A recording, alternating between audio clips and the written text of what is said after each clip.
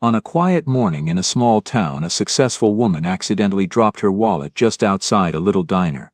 Inside was not only cash but also a keepsake she treasured more than anything. The next day, two homeless children happened to walk by and discovered the wallet. They were weak from hunger, and the money inside could have bought them their first real meal in days. Yet after a silent struggle between need and conscience, they chose to return it. When the woman finally realized her wallet was missing and rushed back to look for it, she found a small handwritten note tucked inside, and the moment she opened it and began to read, the words brought tears to her eyes. Before we continue, tell us what time it is and where you're watching from. Subscribe and hype, because tomorrow I've got something extra special for you. Margaret Sullivan was 40 years old. She woke up at 5 a.m. every morning in her Pittsburgh penthouse, towering above the Allegheny River like a fortress of glass and steel. Floor-to-ceiling windows framed the industrial skyline, cold, precise, and utterly without warmth. The smokestacks that bore her family name punctured the pre-dawn darkness, exhaling steam into the winter air like the breath of sleeping giants. Her mornings were military in their precision. At 5:05 she stood before her Italian espresso machine, brewing black coffee to exactly 195 degrees. By 5:15 she was on the treadmill, her gaze fixed on the river below as CNN played silently on the mounted television. At 5:45 she stepped into a shower so hot it left her skin pink and tingling. By 6 o'clock, dressed in one of 12 identical charcoal suits, she sat at her glass desk reviewing commodity reports that told her how many thousands her futures contracts had earned while she slept. To the world, Margaret was the Iron Lady of American manufacturing, the CEO who saved her grandfather's dying steel company and turned it into a modern empire worth $300 million. Forbes had featured her twice. The Wall Street Journal called her the most ruthless negotiator in the Rust Belt. Business schools taught case studies about her turnaround strategy, but to herself she was just hollow ambition wrapped in expensive suits. The penthouse reflected this emptiness perfectly. 2,400 square feet of minimalist design, all sharp angles and cold surfaces. Abstract art that cost more than most people's houses hung on walls she never looked at. A dining table built to seat 16 stood perpetually empty except for her untouched breakfast. The only sound was the hum of central air and the occasional ping of her phone announcing another $1 million deal. "Good morning, Miss Sullivan," came the voice of her smart home system at precisely 6:15. "Your car will arrive in 12 minutes. The weather is 32 degrees with a chance of snow. You have 7 meetings scheduled today. Breakfast is prepared." She didn't respond, she never did. The system didn't require acknowledgement, just like everything else in her carefully controlled life.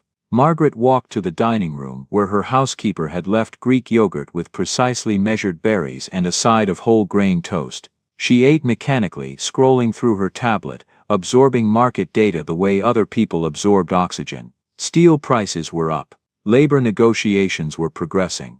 The Shanghai deal was moving forward. Everything was exactly as it should be. Everything except the gnawing emptiness that had lived in her chest for so long she'd almost forgotten it was there. Her phone buzzed. Her assistant, Jennifer, with the morning's first crisis: "The union rep is threatening to walk if we don't agree to their healthcare terms." Margaret's fingers flew across the screen. "Schedule a meeting for 10 a.m., pull the actuarial data. They'll accept our counteroffer." She always knew what people would accept. It was her gift, seeing through bluster to the bottom line, understanding that everything and everyone had a price. At 6:27 her driver texted that he was downstairs. Margaret grabbed her Burberry coat, her leather briefcase and her Prada wallet, soft black leather stuffed with credit cards, business cards, her driver's license, and at least $800 in cash she carried out of habit but rarely used.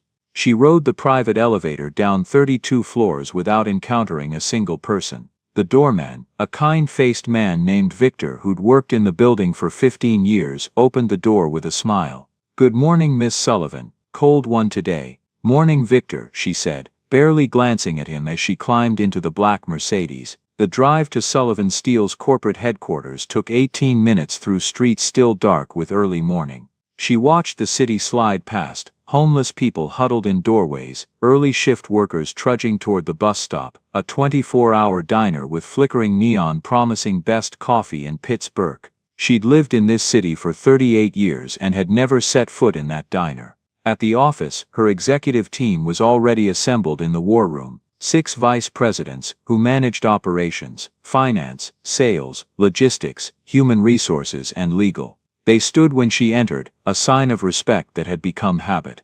"Let's make this quick," Margaret said, settling into her chair at the head of the table. "Jenkins, where are we on the Detroit expansion?" For the next 90 minutes they discussed profit margins, capacity utilization and market penetration strategies. Margaret asked sharp questions and made sharper decisions. Cut the marketing budget by 15%. Delay the new equipment purchase until Q2. Fire the underperforming regional manager in Cleveland.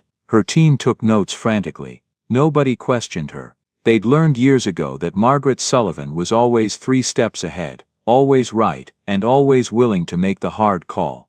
But halfway through the presentation on projected earnings, something strange happened. Margaret looked out the window at the gray winter sky and felt nothing. The numbers on the screen meant nothing. The strategic advantages meant nothing. The applause from the board when she'd announce another record quarter would mean nothing. She'd spent 15 years building this empire, and in that moment she couldn't remember why. Miss Sullivan, her CFO, Richard, was looking at her with concern. "Did you want to review the cash flow projections?" She blinked, refocusing. "Email them to me. I'll review them later." The team exchanged glances. Margaret Sullivan never deferred analysis, but she was already standing, gathering her things. "I need some air," she said. "Cancel my afternoon appointments." But the union meeting Jennifer started. "Postpone it. The conference call with Shanghai is at reschedule it." The room fell silent. In 12 years Margaret had never canceled a meeting, never postponed a call, never taken an afternoon off. She walked out without another word, leaving her executive team staring after her in confused silence. Margaret walked without direction through Pittsburgh streets, her Burberry coat buttoned against the November wind. She passed her usual lunch spot, an upscale bistro where she ate the same salad every Wednesday. She passed the bank where she'd negotiated her first major loan. She passed the corner where her grandfather had once stood, watching his steel mill burn during a strike in 1978. Her feet carried her away from the polished downtown toward neighborhoods she'd never explored. The buildings grew older, the streets narrower. The smell of roasted coffee and fresh bread replaced the antiseptic scent of corporate lobbies. On Penn Avenue in the Strip District, tucked between a flower wholesaler and a shop selling Polish pottery, she found a small restaurant with steamed windows and a hand-painted sign, "Josephine's Kitchen, Comfort Food." Since 1967, something about it called to her, maybe the warmth visible through the foggy glass, maybe the laughter she could hear even from the sidewalk. Maybe just the desperate need to feel something real. She pushed open the door. The inside was everything her penthouse wasn't: crowded, loud, alive. Every table was full of people talking, laughing, arguing about sports. The walls were covered with photographs spanning decades, little league teams, wedding parties, graduation portraits. The smell of cornbread and collard greens wrapped around her like a blanket. Behind the counter stood a man in his 60s, gray-haired and aproned, with forearms that spoke of decades of hard work. His face lit up when he saw her, as if she were family come home after too long away. "First time in my place?" he asked, his voice carrying the gentle rhythm of the Deep South. Margaret nodded, suddenly feeling out of place in her expensive coat and heels. "Yeah, I just wanted something normal." The man's smile widened. He extended a weathered hand across the counter. "Then you came to the right spot, sister. Name's Marcus. My mama Josephine started this place in '67 right after the riots. Said the neighborhood needed somewhere warm to gather. I've been keeping her dream alive ever since." His handshake was firm and warm. "Margaret," she said. "Well, Miss Margaret, you look like you could use some soul food. You eat meat?" "Yes." "Good, because you about to taste the best fried chicken in Pennsylvania." 10 minutes later, Margaret sat at a small corner table with a plate of food that looked nothing like her measured breakfasts. Fried chicken with crispy skin that crackled when she bit into it. Mac and cheese so creamy it almost made her cry. Collard greens cooked with smoked ham hock. Cornbread with honey butter. It was the best meal she'd had in years, maybe the best meal she'd ever had. Not because of the food, though it was spectacular, but because of everything around it. The couple at the next table arguing good-naturedly about whether the Steelers would make the playoffs. The construction worker at the counter flirting with a waitress who was having none of it. The teenage boy doing homework in the corner, his mother bringing him sweet tea without being asked. This was life. Real messy, beautiful life. For 20 minutes Margaret forgot about Sullivan Steel, about quarterly earnings, about the board meeting next week. She was just a woman eating good food, listening to strangers laugh, feeling the warmth of a place where people belong to each other. When she finally finished, she left $40 on the counter, triple what the meal cost. Marcus tried to give back the change, but she waved him off. "Best meal I've had in years," she said simply. "Thank you, you come back any time, Miss Margaret. You always got family here." Family. The word echoed in her mind as she stepped back out into the cold November air. She walked slowly back toward downtown, her mind quieter than it had been in years. She was so lost in thought that she didn't notice her wallet slip from her coat pocket onto the wet sidewalk near the corner. She didn't notice it catch the streetlight for a moment, before sliding into the shadow of a doorway. She didn't notice that inside that wallet was her grandmother's platinum ring, the one she always kept tucked in the zippered compartment, the one set with a 2-carat diamond that had been in the Sullivan family for 3 generations. It was the ring the old woman had pressed into her hand on her deathbed, whispering, "Don't let the steel in your business turn to steel in your heart, Maggie. Promise me." Margaret had promised, but she'd broken that promise years ago. Hours later, as the city lights shimmered in puddles and the evening shift workers headed home, a boy named Caleb spotted something dark lying near the door of Josephine's kitchen.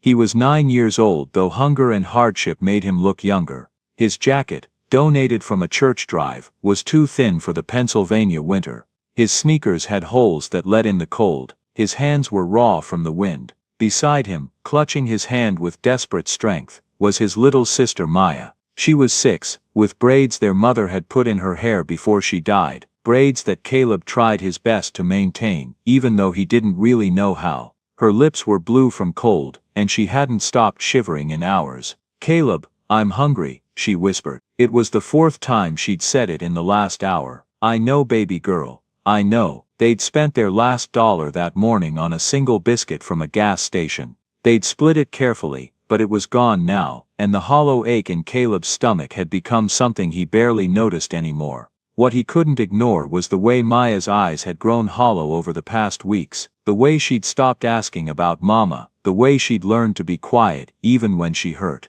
That's when he saw it, a black leather wallet lying in the shadows. His heart hammered as he picked it up. It was heavy, expensive, the kind of thing rich people carried. He looked around quickly to see if anyone was watching, then opened it. His breath caught. Inside were credit cards with gold lettering, a driver's license with a woman's photo, pale skin, sharp eyes, expensive haircut, business cards that said Margaret Sullivan, CEO, Sullivan Steel Corporation, and cash. So much cash. Caleb's hands trembled as he counted.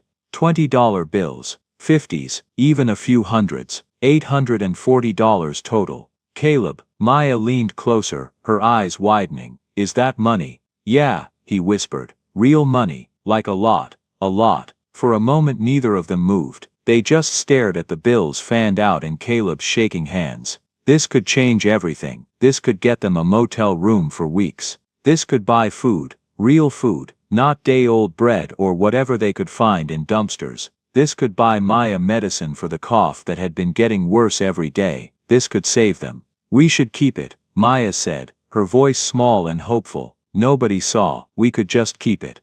Caleb's throat tightened. He looked at his sister's thin face, at the shadows under her eyes, at the way her whole body trembled even though they were standing near the warm air vent from the restaurant. He opened the zippered compartment to see if there was more, and something fell out, a ring, platinum band, huge diamond, clearly expensive. He picked it up and saw engraving inside Margaret Sullivan, 1947. This wasn't just a wallet someone had dropped. This was someone's whole life, someone's grandmother's ring, someone's everything. "Caleb," Maya tugged his sleeve. "Can we buy food now?" He looked from the money to his sister and back again. His mama's voice echoed in his head. All the things she'd taught them before she got sick. Be honest, even when it's hard. Be kind, even when people aren't kind to you. Do right, even when nobody's watching. His mama had done everything right, worked 2 jobs, never cheated nobody, went to church every Sunday, and she'd still died alone in a county hospital while her children sat in a social worker's office. What good had being honest done her? But then he looked at Maya's face, at the trust in her eyes, and he knew, if he stole this money, he'd lose more than he'd gain. He'd lose the part of himself that his mama had loved most, the part that still believed people could be good. "We can't keep it all," he said finally, his voice cracking. "But why? Nobody knows we found it. We need it more than some rich lady, because..." He stopped, searching for words Maya would understand. "Because Mama taught us better. Remember?" Maya's lip trembled. "But Mama's gone. And I'm so hungry, Caleb. I'm so tired of being hungry." The words hit him like a punch. He looked down at the money again. $840, a fortune, a lifeline, and he was going to give it back. Except, Maya was hungry. She was sick. They hadn't eaten since that morning, and before that, they'd gone 2 days with nothing but water from a gas station bathroom. His hands shook as he made a decision that felt like tearing himself in half. He pulled out 2 $20 bills, just $40, just enough to buy them real food tonight, and maybe tomorrow, just enough to get Maya something for her cough. The rest, the ring, the credit cards, everything else, he'd return it all. He'd be honest about almost everything. "Come on," he said, taking Maya's hand. "Let's go inside." Marcus was wiping down tables when they pushed through the door. He looked up and smiled, that same warm smile he gave everyone, but especially the children who sometimes came in with nothing but hope. "Hey there, young man. Hey there, sweetheart. What can I do for you?" Caleb approached the counter slowly. His heart pounded so hard he thought Marcus might hear it. He pulled out one of the $20 bills, trying to keep his hand from shaking. "Can we get some food, please?" His voice came out barely above a whisper. Marcus looked at the bill, at the boy's face, at the little girl trembling beside him. His expression softened with understanding. "Tell you what, for $20, I can give you both a full meal, chicken, greens, mac and cheese, cornbread, and I'll throw in some sweet tea. How's that sound?" Caleb's eyes widened. Really? Now you two sit down and I'll bring it out." 10 minutes later they sat at a corner table with plates piled high with food. Maya ate quickly, desperately, the way starving children do. Caleb ate slowly, savoring every bite, trying to make it last, trying to memorize the taste of food that wasn't stale or thrown away. When they finished, Marcus came over with a paper bag. "Made you some extra biscuits for tomorrow," he said quietly, "and there's a few cookies in there too." Caleb felt tears prick his eyes. "Thank you, sir. You take care of your sister, you hear?" "I will." As they left the restaurant, Caleb's stomach was full for the first time in days, but his heart felt heavy. He looked down at the wallet in his hands, still full of hundreds of dollars, still containing that beautiful ring. They walked to a small playground a few blocks away, now dark and empty. Under a streetlight, Caleb sat on a bench and pulled out the wallet again. "What are you doing?" Maya asked. "Writing a letter." "To who?" "To the lady who owns this." He found a piece of paper in his backpack, the back of a flyer someone had handed him weeks ago. He had a pencil stub he'd found in the library, and he had something he needed to say. His hand shook as he wrote, pressing hard so the letters would be clear. He folded the paper carefully, and tucked it deep inside the wallet so she couldn't miss it. Then he counted the remaining money, $800, and made sure the ring was secure in its little compartment. "Are we really giving it all back?" Maya asked, watching him with wide eyes. "All except what we already used," Caleb confirmed. "But we could keep more, we could." "No." He shook his head firmly. "Mama said when you make a mistake you own up to it. I made a mistake taking that money, but I'm gonna own up to it. What if the lady gets mad? What if she calls the police?" Caleb swallowed hard. He'd thought about that. "Then I'll tell them the truth, that I'm sorry, that I'll pay her back." They walked back to Josephine's kitchen. It was closed now, the windows dark, except for a light in the back where Marcus was probably cleaning up. Caleb couldn't interrupt. He didn't want to explain, didn't want to see disappointment in those kind eyes. Instead, he found a plastic bag in a trash can, wiped it clean, and carefully placed the wallet inside.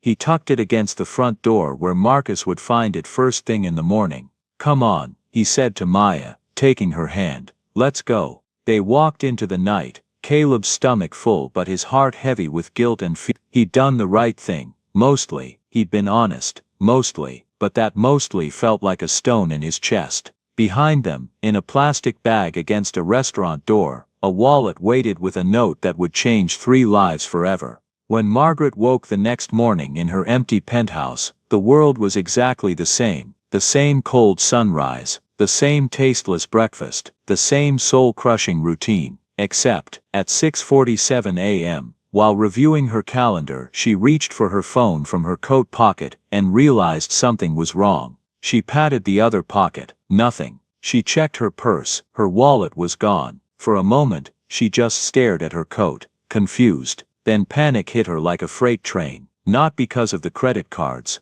those could be cancelled, not even because of the cash, she had plenty of money, but her grandmother's ring had been in that wallet, the last physical connection to the woman who'd raised her, who'd loved her, who'd believed in her, was gone. Margaret's hands shook as she pulled out her phone and dialed her assistant. "Jennifer, clear my morning, I need to retrace my steps from yesterday. But the union meeting is at, cancel it. I lost something important, your phone, my wallet, with my grandmother's ring in it." Her voice cracked. "I need to find it." She drove herself this time, following the route she'd walked the day before, past the bistro, past the bank, down Penn Avenue toward the Strip District. Her chest tightened with every block. The ring was irreplaceable. The one thing she had left of the woman who truly loved her, the one reminder that she'd once been someone's precious granddaughter before she became the Iron Lady of Steel. When she pushed through the door of Josephine's kitchen, Marcus was already there, kneading dough for the day's biscuits. He looked up and smiled. "Miss Margaret, didn't expect to see you back so soon."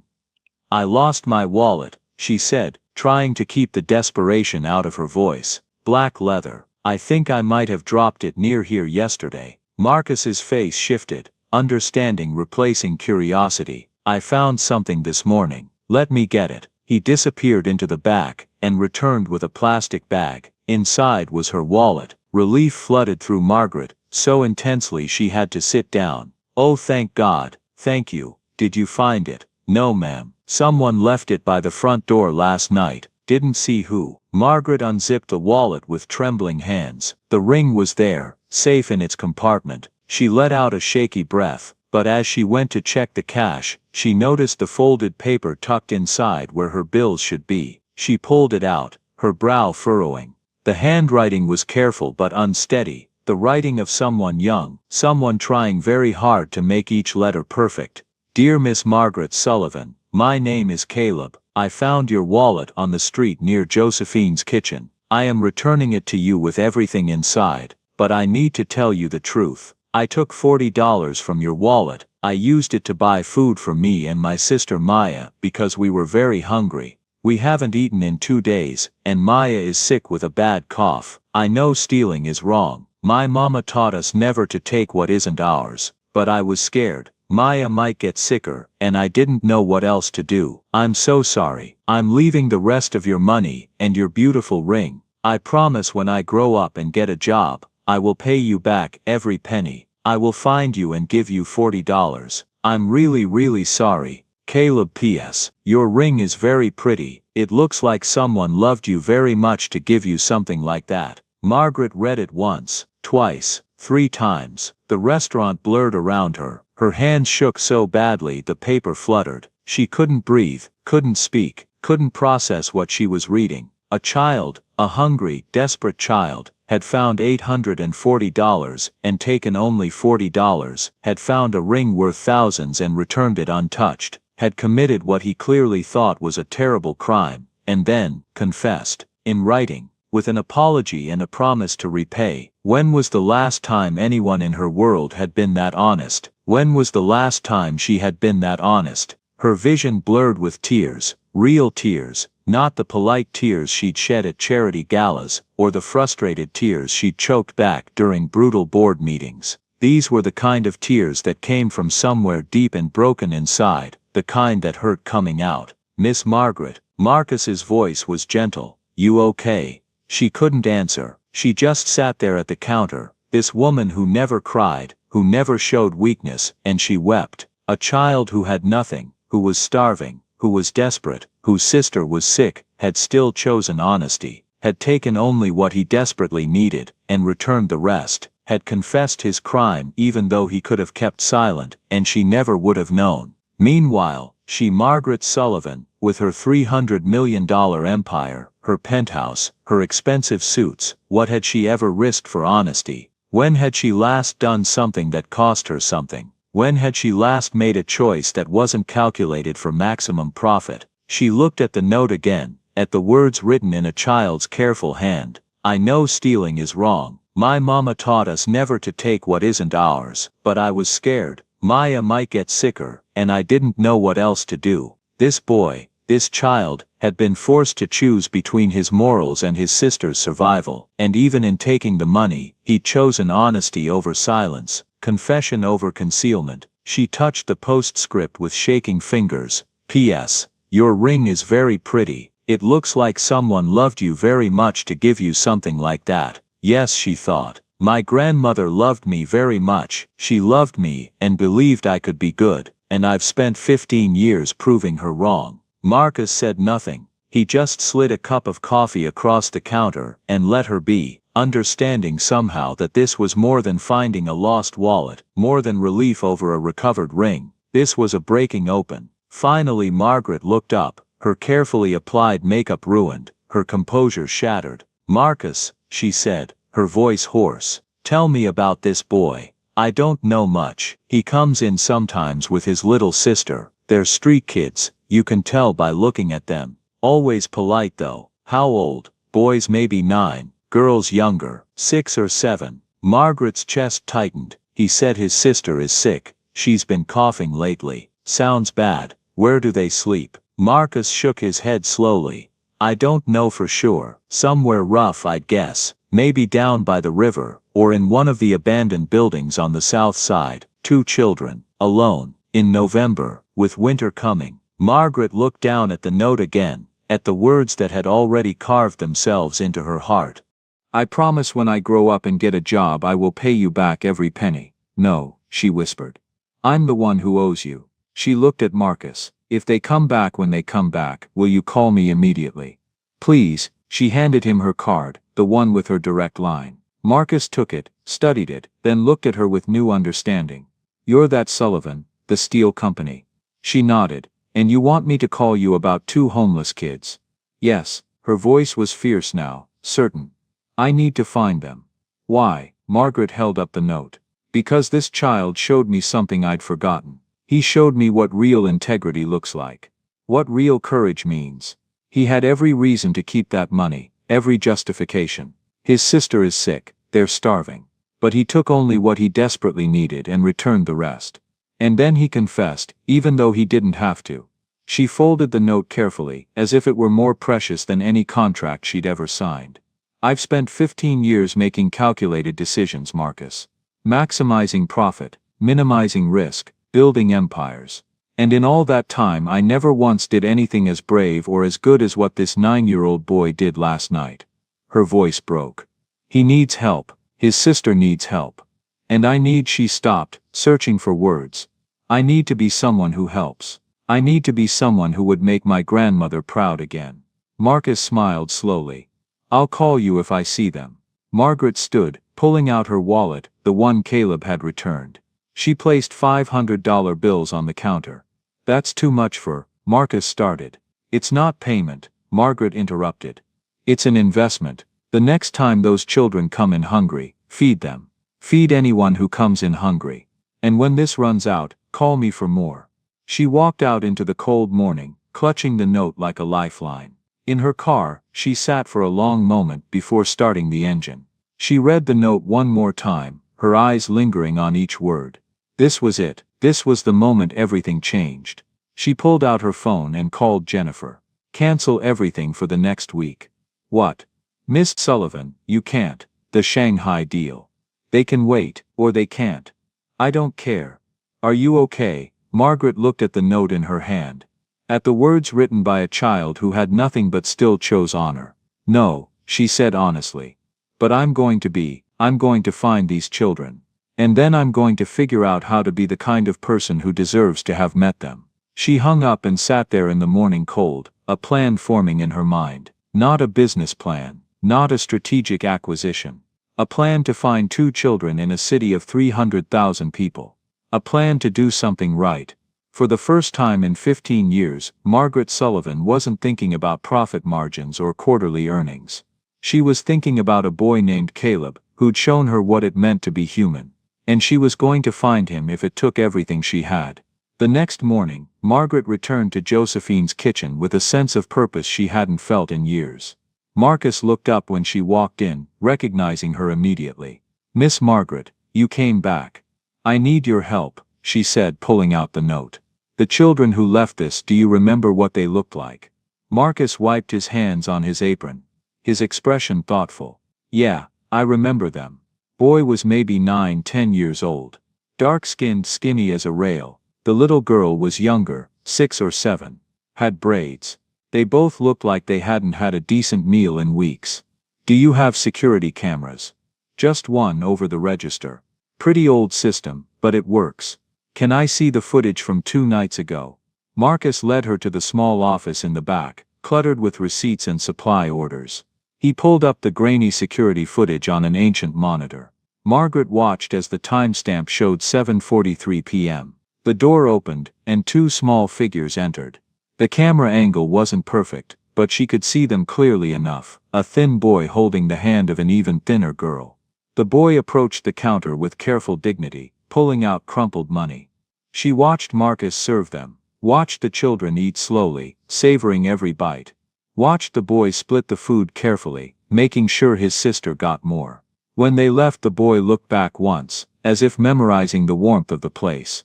"Can you make me a copy of this?" Margaret asked, her voice tight with emotion. "Sure, but it's pretty grainy. You really think you can find them from this?" "I have to try." Marcus burned the footage to a DVD, then looked at her seriously. "Miss Margaret, can I ask you something? Why do you care so much? You're a wealthy woman. You could just cancel your credit cards, write off the $40, and move on with your life." Margaret pulled out the note again, reading it for what must have been the 50th time. Because this child was starving and desperate, and he still chose honesty. He confessed to something he didn't have to confess to. That kind of integrity, her voice caught. That's rarer than any diamond. And if a child living on the streets can be that honest, then I should be brave enough to find him and help him. Marcus studied her for a long moment, then nodded. "Okay, I'll help you look.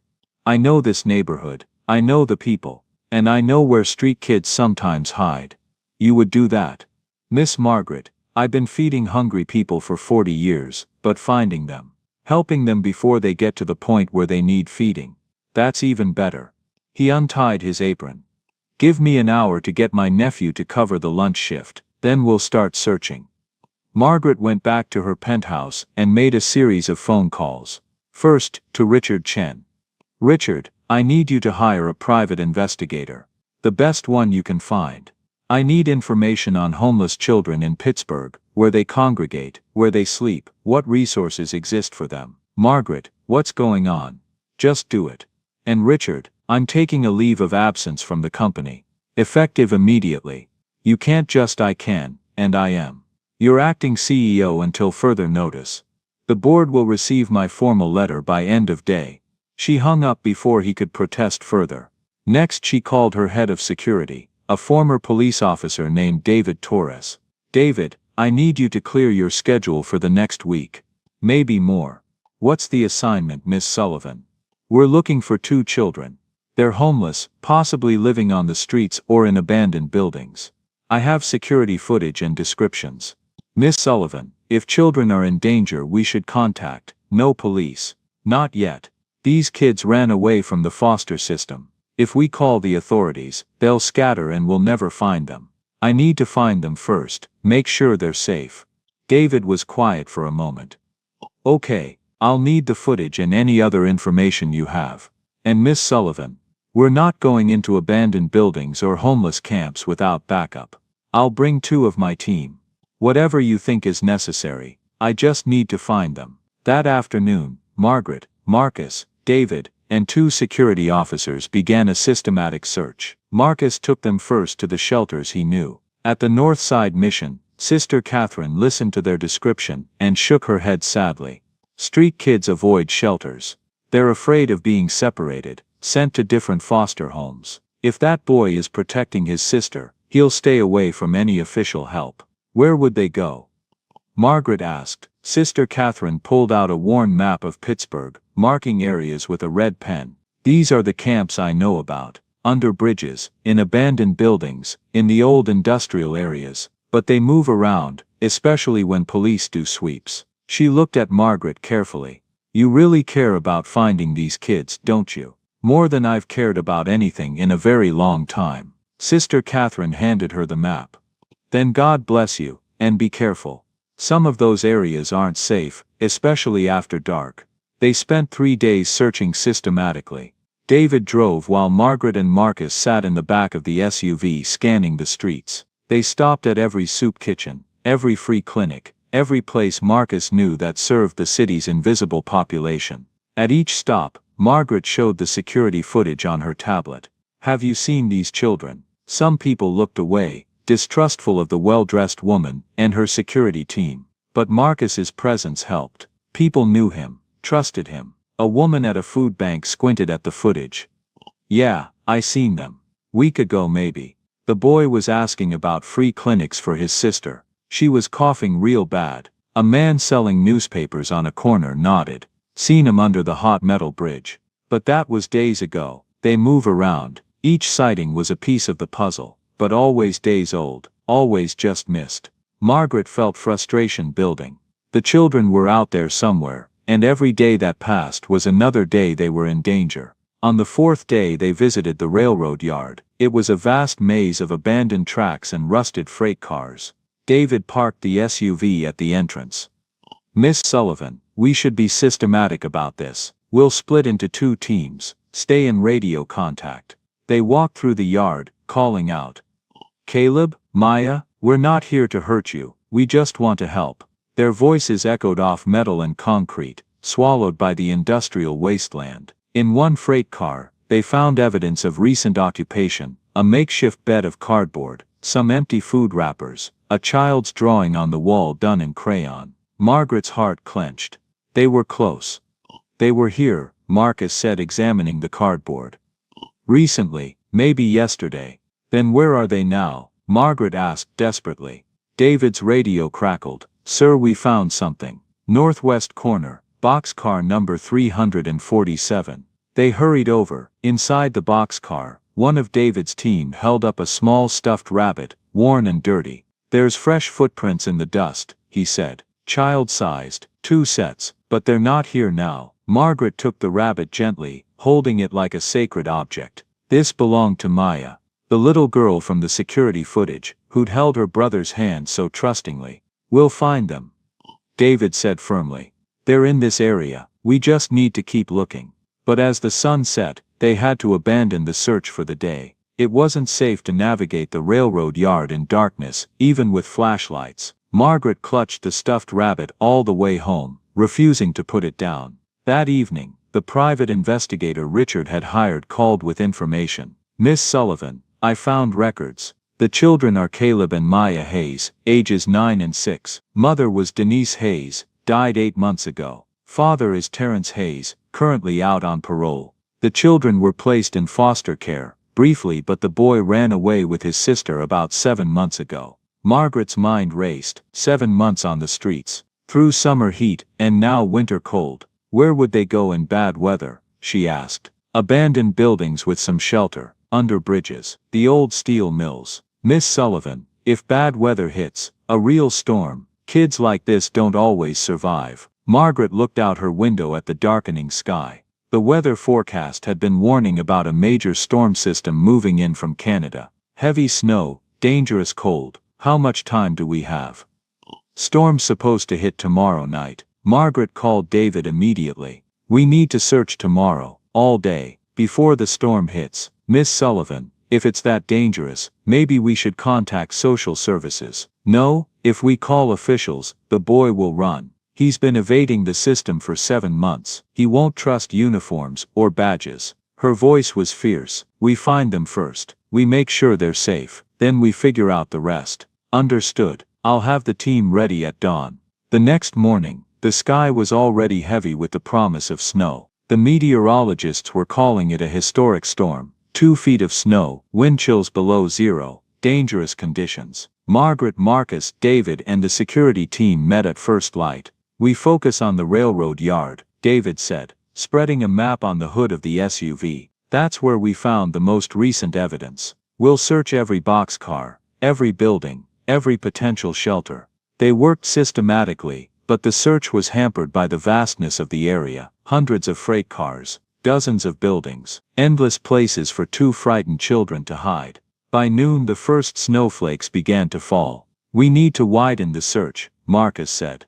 They might have moved to somewhere with more shelter from the wind. They expanded to the abandoned steel mills nearby. Margaret trudged through increasingly deep snow, her expensive boots soaked through, calling out until her voice was hoarse. Caleb, Maya, please, we're not going to hurt you, we just want to help. Nothing. By 3 in the afternoon, the storm was intensifying. David approached Margaret with concern. Miss Sullivan, we need to consider calling this off. It's getting dangerous. No? Her voice was steel. Those children are out here somewhere. If we stop looking, they could die.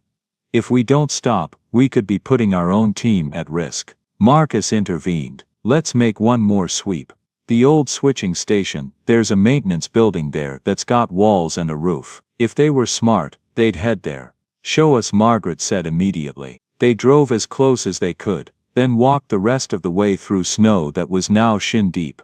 The wind was brutal, cutting through coats like they were paper. The switching station loomed ahead, a dark hulk against the white storm. The maintenance building was half collapsed, but part of it still stood.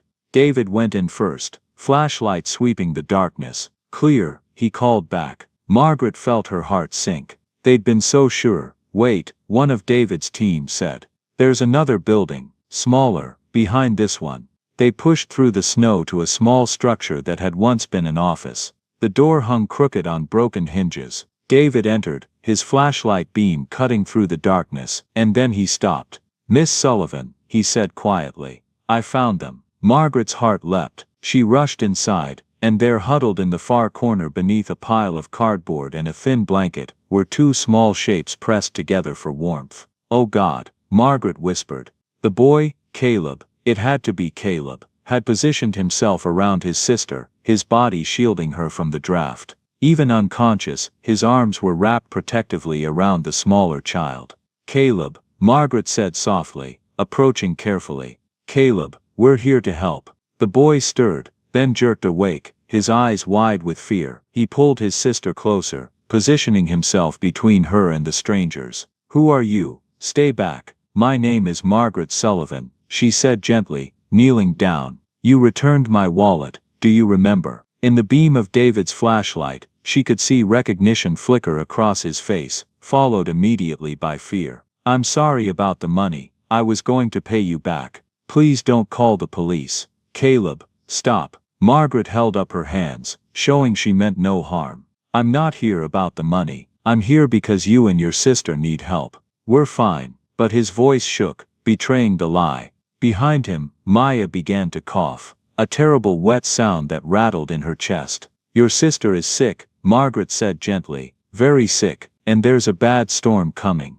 Please, let us help you. If we go with you, they'll split us up. They'll send us to different homes. His voice cracked with desperation. I won't let anyone take her from me. Marcus stepped forward, his kind face visible in the flashlight beam. Son, you remember me, from the restaurant? Caleb nodded hesitantly. You trusted me enough to leave that wallet at my door. Can you trust me now?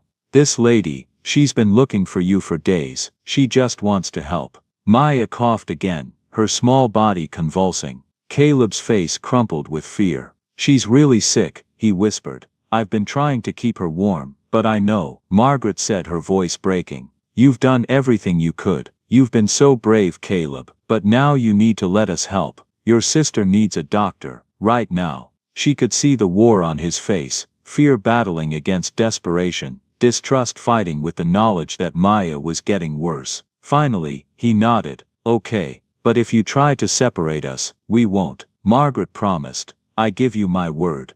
David moved forward carefully and scooped Maya into his arms. The little girl was burning with fever, barely conscious. Margaret wrapped her own coat around the child, then helped Caleb to his feet. The boy's legs nearly gave out. He was weak from hunger and exposure. Marcus caught him. I got you, son, Marcus said gently. You're safe now. They made their way back to the SUV through the blizzard. Margaret climbed in back with Caleb, while David held Maya in the front passenger seat. One of the security team drove, navigating carefully through the increasingly treacherous roads. Margaret pulled out her phone and called Dr. Vasquez. Elena, I found them. The little girl is critical. High fever, respiratory distress. We're bringing her to your clinic now. I'll be ready. Drive carefully. Caleb sat rigid beside Margaret, his eyes never leaving his sister. Is she going to die? He asked, his voice small and terrified.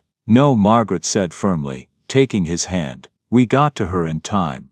The doctors are going to help her. But Caleb, you saved her. You kept her alive all these months. You did everything right. I took your money, he whispered. I'm a thief. No. Margaret turned him to face her. You're a brother who would do anything to keep his sister alive. That's not stealing. That's love. A tear slid down his cheek. I was so scared. Every day I was so scared. I know, but you don't have to be scared anymore. I've got you now, both of you. At the clinic, Dr. Vasquez and her team were ready. They rushed Maya inside while Caleb tried to follow, his legs giving out. David caught him. Easy, son. Let the doctors work. They set Caleb up in a recovery room with warm blankets and hot soup. A nurse checked his vitals. Dehydrated, malnourished, mild hypothermia, but stable. Through the window they could watch the medical team working on Maya. Oxygen mask, IV fluids, warming blankets, antibiotics. Caleb stood at the glass, his hands pressed against it, his breath fogging the surface. Margaret stood beside him, one hand on his shoulder. After what felt like hours, Dr. Vasquez emerged. Her face was grave but not hopeless. She has severe pneumonia and dangerous dehydration. Her temperature is 104.3, but you got her here in time. With intensive care she'll recover. Caleb's legs gave out. He sank to the floor and sobbed, great heaving sobs that shook his entire body. All the fear, all the responsibility, all the terror of the past 7 months came pouring out. Margaret knelt beside him and pulled him close, holding him while he cried. Marcus, standing nearby with tears in his own eyes, said quietly, "That boy carried the weight of the world. Thank God he can finally put it down." David approached Margaret. "Miss Sullivan, we need to contact social services. It's the law." "I know," Margaret said, "but give me 24 hours, one day to figure out how to keep them together. That's all I ask." David looked at Caleb, still sobbing in Margaret's arms, and nodded. 24 hours. Then I have to make the call. That night, while Maya slept peacefully under medical care, and Caleb dozed in a chair beside her bed, Margaret sat in the hallway with Marcus. "Thank you," she said, "for helping me search, for knowing where to look. I couldn't have found them without you." "You would have kept looking till you did," Marcus said with certainty. "That's who you are." "I don't know who I am anymore," Margaret admitted. "A week ago I was a CEO who cared about nothing but profit margins. Now she gestured toward the room where the children slept. "Now I'm someone who spent days searching through blizzards for 2 kids I've never met." "You're someone who read a note and let it change you," Marcus said simply. "That's rare, Miss Margaret. Most people read something like that, feel bad for 5 minutes, then go back to their lives. You let it crack you open." Margaret looked at the note, now protected in a plastic case in her purse. "This note saved my life, and now I'm going to save theirs. Whatever it takes." She pulled out her phone and started making calls. To Richard Chen, to her lawyers, to everyone she knew who might help her navigate the system and keep these children together. By morning she had a plan. It wasn't perfect, but it was a start, and for the first time in years, Margaret Sullivan was fighting for something that truly mattered. 3 days later, while Caleb and Maya were still recovering at the clinic, Dr. Vasquez requested a private meeting with Margaret. They sat in her small office, cups of untouched coffee between them. Margaret, I can't delay this any longer. I'm legally required to report cases involving homeless minors to Child Protective Services. Dr. Vasquez's face was sympathetic but firm. I've given you 3 days because I see how much you care, but the law is clear. Margaret's hands tightened around her coffee cup. If you call social services, they'll separate them. Maybe, maybe not, but there's something else you need to know. She slid a folder across the desk. I did some research into the children's background. Their mother was Denise Hayes, died 8 months ago of pneumonia. Their father is listed as Terrence Hayes. Margaret opened the folder, her heart sinking as she read. Terrence Hayes, age 34, arrested 18 months ago for breaking and entering a CVS pharmacy, sentenced to 14 months at Allegheny County Jail, released 7 weeks ago. He has a criminal record, Margaret said quietly. Look at the arrest report, Dr. Vasquez urged. Margaret read the details. Police responded to a silent alarm at 2:17 a.m. Found Terrence Hayes attempting to fill a prescription for antibiotics. When arrested, he'd been crying, begging officers to let him take the medicine to his dying wife. The judge's notes: defendant showed genuine remorse and desperation. Wife Denise Hayes died during defendant's incarceration. 2 minor children placed in foster care. Defendant has been searching for children since release. Prison behavior exemplary. He was trying to save his wife, Margaret whispered. Just like Caleb took $40 to save his sister, Dr. Vasquez said gently. Desperate love makes people do desperate things. Margaret thought about Caleb's note. I know stealing is wrong. My mama taught us never to take what isn't ours, but I was scared Maya might get sicker and I didn't know what else to do. Father and son, both driven by the same desperate love.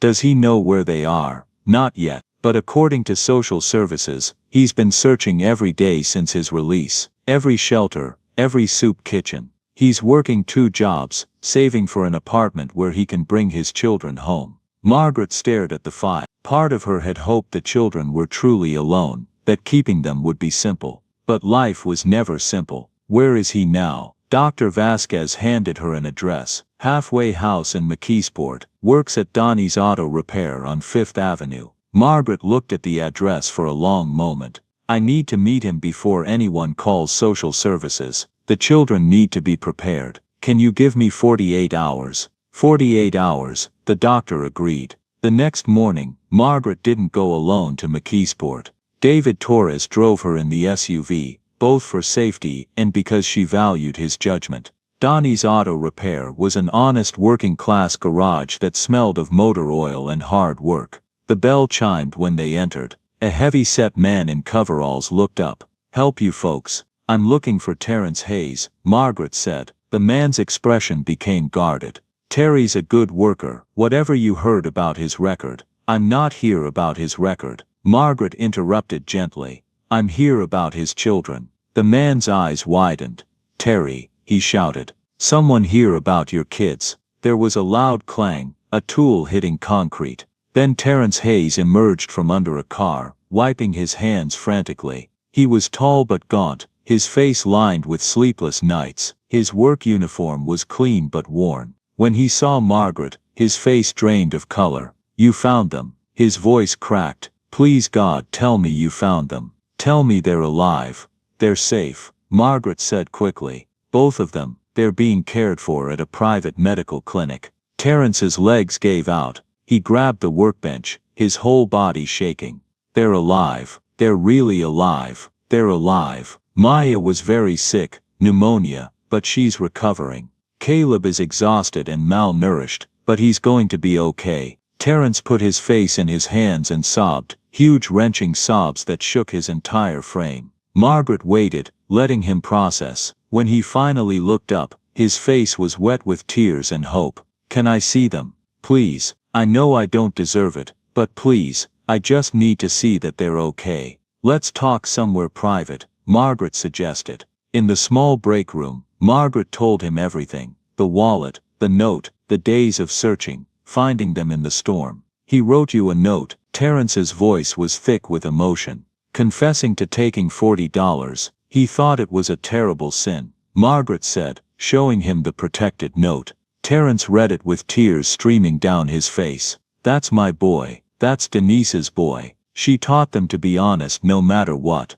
And he remembered. Even after everything, he remembered. He looked at Margaret with desperate eyes. Miss Sullivan, I know what you must think of me. I made a terrible choice. I broke the law. I destroyed my family trying to save it. Tell me what happened. Terence took a shaky breath. Denise got sick. The doctor said she needed antibiotics. They cost $800. His hands clenched. We had no insurance. I was working construction, barely making rent. I begged everyone, the pharmacy, the doctor, strangers. Nobody would help.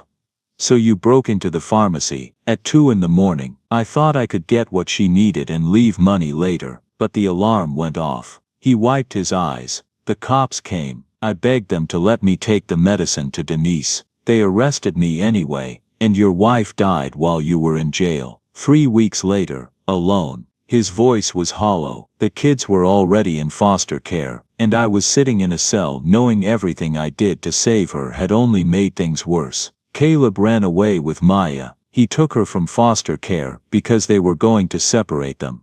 Terence's face crumpled. My boy. He's 9 years old, Miss Sullivan. And he's been living on the streets, taking care of his baby sister because I failed them. You didn't fail them. You loved them. You made a desperate choice out of that love. Can I see them? I've been looking for 7 weeks. Every single day. I thought he couldn't finish. You thought they were dead, Margaret said softly. He nodded. Margaret studied him carefully. She saw guilt and grief, but also a father who'd paid dearly for his mistake, and spent every day since trying to make it right. Yes, she said finally. You can see them. But Mr. Hayes, you need to understand, Caleb is very angry. He blames you for everything. This won't be easy. I know, I deserve that. And Maya might not even remember you. The pain on his face was unbearable. I know that too. Come with me, but let me prepare them first. Back at the clinic, Margaret found Caleb sitting beside Maya's bed, reading her a picture book. Caleb, can we talk outside? The boy's face immediately became guarded. Is something wrong? No, I just need to tell you something important. In the hallway, Margaret knelt down to his eye level. Caleb, I found your father. The boy went absolutely still. All color drained from his face. No, he's been looking for you. Every day since he got out of prison. He wants to see you. No. Caleb's voice rose, sharp with panic. I don't want to see him. He left us. Mama died because he wasn't there. We had to live on the streets because he wasn't there.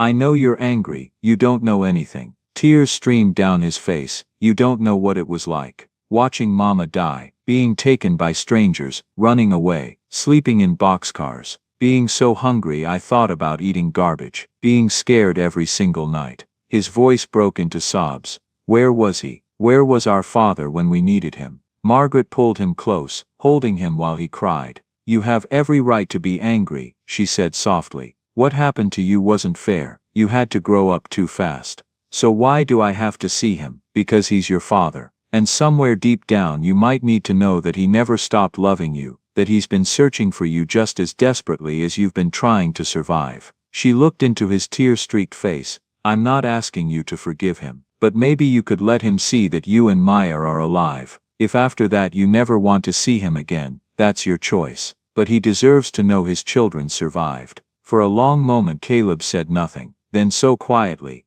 okay, but I'm not calling him Dad. That's fair. 30 minutes later, Terence Hayes stood outside Maya's room, unable to make himself walk through. Margaret stood beside him. Are you ready? No, but I need to do this anyway. She pushed open the door. Maya was coloring. Caleb sat rigidly beside her bed. Maya, Caleb, Margaret said gently. There's someone here to see you. Terence appeared in the doorway. For a moment nobody moved. Terence stood frozen, staring at his children, thinner than he remembered, older than they should be, but alive. Maya looked up, confused. Who's that? The question hit Terence like a blow. His daughter didn't recognize him. Caleb's jaw tightened. His voice was flat, hard. That's our father. Maya's eyes went wide. Our daddy, the one from Mama's picture. Yeah. Terence took a hesitant step forward. Maya, baby girl, you've gotten so big. His voice broke. Maya studied him carefully. You have the same eyes as Caleb. Terrence laughed through tears.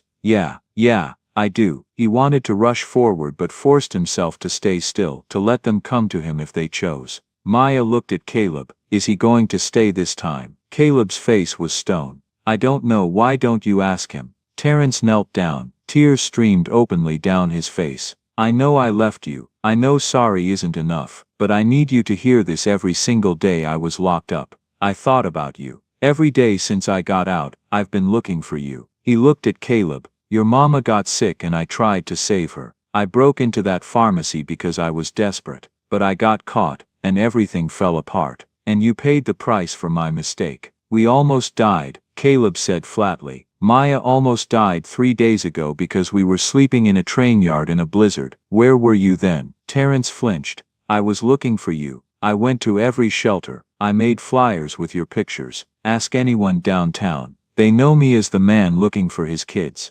I was looking, son, but I couldn't find you, and I have to live with that. Don't call me son. You gave up that right. Caleb, Margaret started, but Terrence held up his hand. No, he's right. I haven't been a father. He has. Taking care of Maya, keeping her alive, making impossible choices. He looked at Caleb with awe and guilt. You're stronger than I ever was. Braver. Better. I'm not better. I'm a thief. Caleb pulled out the note. I stole money from Miss Margaret. $40. So don't tell me I'm better than you. Terrence read the note with shaking hands. When he looked up, there was pride shining through his grief. This is the most honest, most courageous thing I've ever read. You took what you desperately needed, and then you confessed. You owned your mistake. That's not being a thief. That's being a man. That's being the man your mama raised you to be. Stop calling me that. Caleb shouted, but his voice cracked. Caleb, Margaret's voice was gentle. Your father came here because he loves you. You don't have to forgive him right now, but maybe you could listen. Caleb's face was a storm of emotions. Finally, why should we believe you won't leave again? Because I have nothing left except you two. You and Maya are the only things that matter to me. I would rather die than lose you again. His voice was steady now. I'm working 2 jobs. I'm saving for an apartment. I go to therapy to deal with the guilt. I'm doing everything I can to be the father you deserve. We don't need you anymore. Miss Margaret takes care of us. I know, and thank God for that. But Caleb, she shouldn't have to be your parent. I should be. Maya suddenly spoke. Daddy, did you really look for us every day? Terrence turned to her. Every single day, baby girl. I have maps with everywhere I searched. I have flyers with your pictures. Ask anyone at the shelters. They all know me. Miss Margaret looked for us too. She found us in the train building. Then Miss Margaret and I have something in common. Terrence said softly. We both love you enough to never stop looking. Maya considered this. Then she walked over to him. You can't leave again. Caleb was scared all the time. I was scared too. So if you're going to be our daddy again, you have to promise. Terrence gathered her into his arms, holding her as if she were glass. I promise on your mama's grave, I will never leave you again. Never. Maya wrapped her arms around his neck. Okay, then you can stay. Over Maya's shoulder, Terrence looked at Caleb. The boy stood rigid, arms crossed, but tears streamed down his face. Caleb, I'm not asking you to forgive me today, or tomorrow, but I'm asking for one chance to prove I can be your father. Just one chance. For a long moment Caleb said nothing. Then if you mess this up, if you leave us again, I'll never forgive you, ever.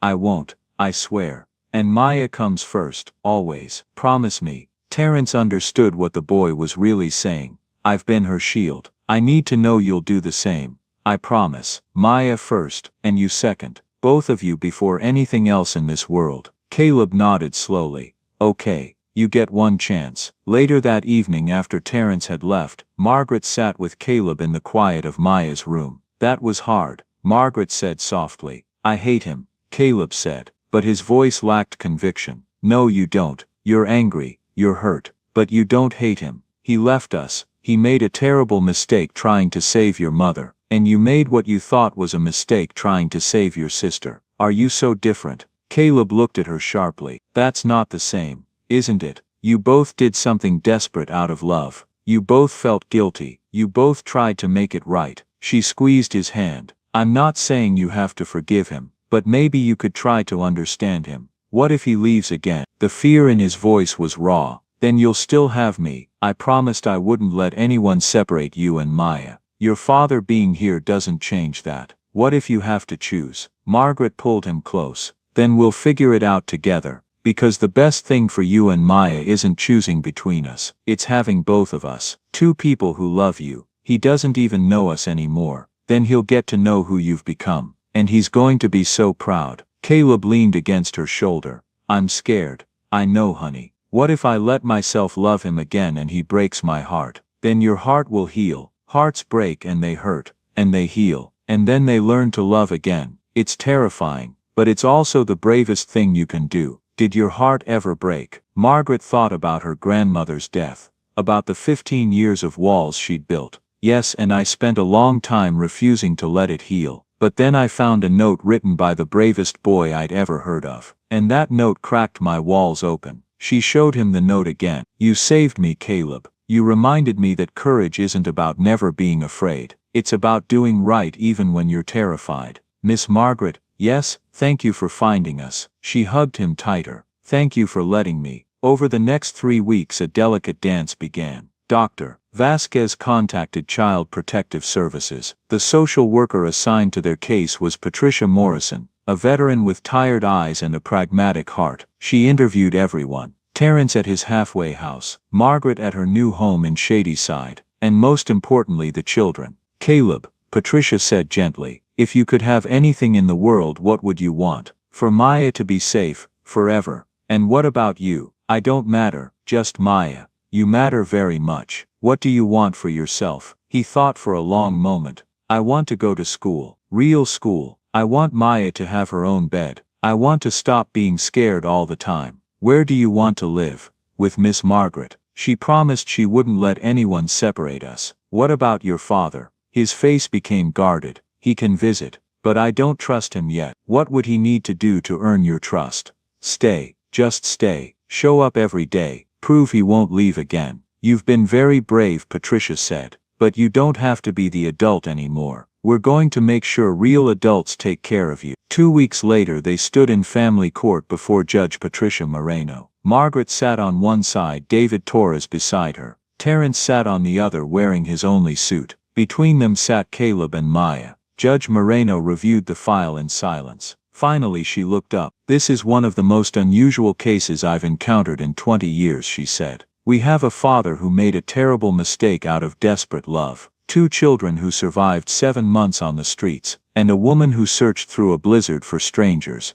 She removed her glasses. Mr. Hayes, I've reviewed your record extensively. You made one very poor decision under extreme duress, but your behavior since release has been exemplary. Terrence's hand shook. Yes, Your Honor. However, these children have been severely traumatized. They need stability and time to heal. She turned to Margaret. Miss Sullivan, you have no legal relationship to these children, yet you've provided them with genuine care. Miss Morrison's report indicates they feel safe with you. They are safe with me, Your Honor, and they always will be. Judge Moreno nodded. Here is my decision. Mr. Hayes, you retain full parental rights. However, for 6 months the children will remain in Miss Sullivan's temporary guardianship. You will have supervised visitation 3 times weekly, Mondays, Wednesdays and Fridays. She looked stern. After 3 months we'll transition to unsupervised visits if appropriate. At 6 months we review for permanent custody. Her voice became harder. This requires cooperation and putting the children first. Any fighting, any failure to cooperate,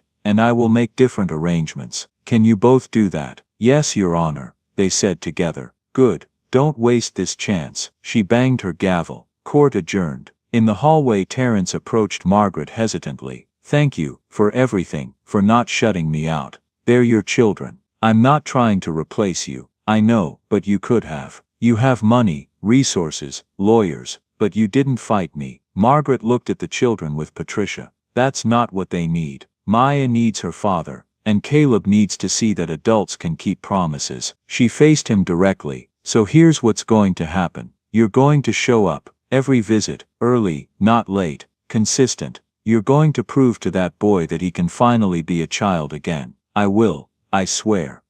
Good, because if you let them down again, her voice turned to steel, you'll have me to answer to. Terence met her gaze. I believe you, and you won't have to. I'm not leaving my kids again, ever. The routine they established was careful and deliberate. Margaret's house in Shadyside became home. She enrolled them in Shadyside Academy. She took them to doctors, dentists, therapists. She learned to braid Maya's hair and help Caleb with homework. Her expensive art was replaced by children's drawings. The silence was replaced by laughter and thunder of small feet. Terence came every Monday, Wednesday and Friday at 3:45 p.m., always 15 minutes early. At first visits were awkward, but slowly things changed. He brought Maya a doll that had belonged to their mother. He taught Caleb how to change oil. He came to Maya's dance recital and Caleb's science fair. Every single visit he showed up. 6 weeks in, Caleb said, "Dad, can you help me with this problem?"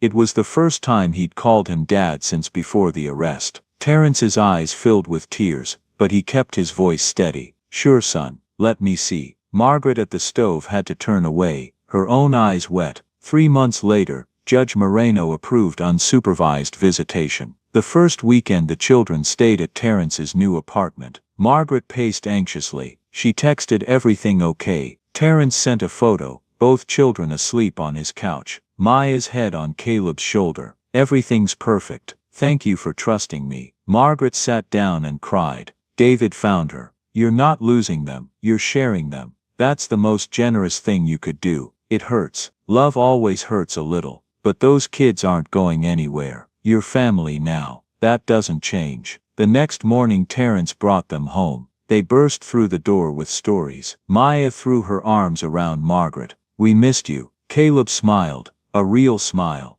"Dad said we can go to the zoo next weekend. Can you come too?" Margaret looked at Terence, surprised. He shrugged, embarrassed. "I thought it might be nice, all of us together."